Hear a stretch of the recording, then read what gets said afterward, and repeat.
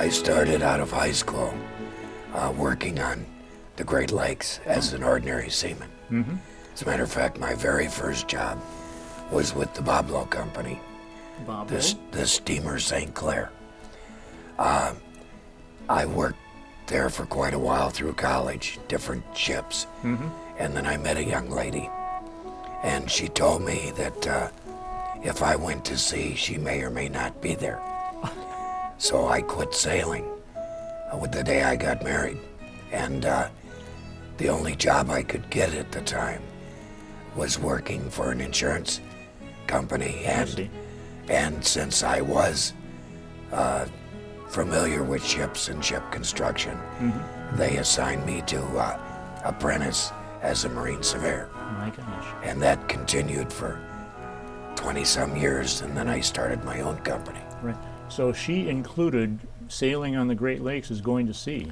That's right. And it only took me 38 years to break the promise. But the ships, the cruises we do on Gray Fox are at the most 2 weeks. Right.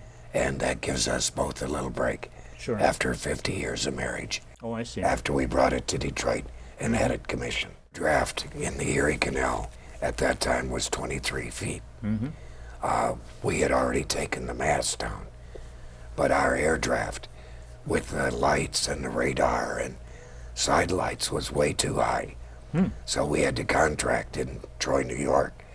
Had to bring someone aboard and cut all the stuff off the top of the house. The radar pedestals, the searchlights, even the side lights. And then we were still too high. Oh. So we took a fire hose and put 6 feet of water in the forward compartment in the line locker. And that brought her down to a little over 23 feet. So we went to the first bridge at Troy, which was a railroad bridge. Right. And I pulled up as close as I could to it, and we stood forward on that platform and measured, and we had 2.5 inches. So I backed the boat off, and I approached the bridge again, and about 20 or 30 yards away from the bridge, I put it in neutral, took it out of gear, and that way the bow came down, and she went under the bridge, and then I put it back in gear, and we had to do that 3 times. 3 times? 3 bridges. Yeah. I found 20 stupid people that wanted to go with me and bring it back. I was never sick on the Great Lakes, but every ocean trip, I got to the point I would eat a meal, go outside and get rid of it, and come back and eat a meal for me. So, Right. But 2 or 3 days I was. At times I can be extremely mean. And I had a bunch of Navy recruits, so I took the boat out into Lake Michigan, which can get a little bit rough. It wasn't real rough, but I laid it in the trough, which meant that the boat went side to side, and about half of the recruits were talking to the fish. When the cadet comes on board, he's mixed with other cadets from all over the United States. He's assigned a berth, he's assigned a watch station, he's assigned tasks that have to be accomplished. The ship is a 24/7 operation. He works 4 on and 8 off, and he's got to stand his watch day and night, and it teaches him to be a responsible person.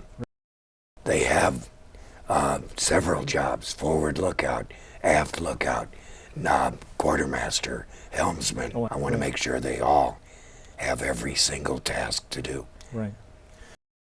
I was involved with the Great Lakes Division, the Naval Odyssey. By profession, I'm a Marine surveyor, and I received a request from then Luke Clyburn to do a survey on the Naval Odyssey so they could get insurance. Oh.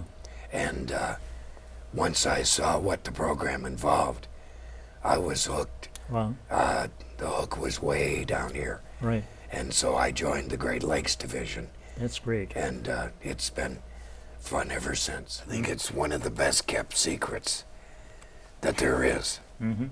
I have never been affiliated with an organization that spends this amount of time trying to keep young people on the straight and narrow.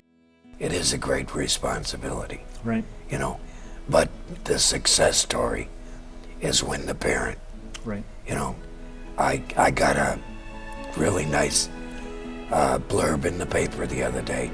One of the cadets that I had back in 1992 is coming home to visit his mother, you know, with his 2 sons, and he's still in the Navy. So that's, and she wrote up a nice article in the paper that, you know, he got his start with Sea Cadets. So that's the paycheck. You know, I have the best job in the world.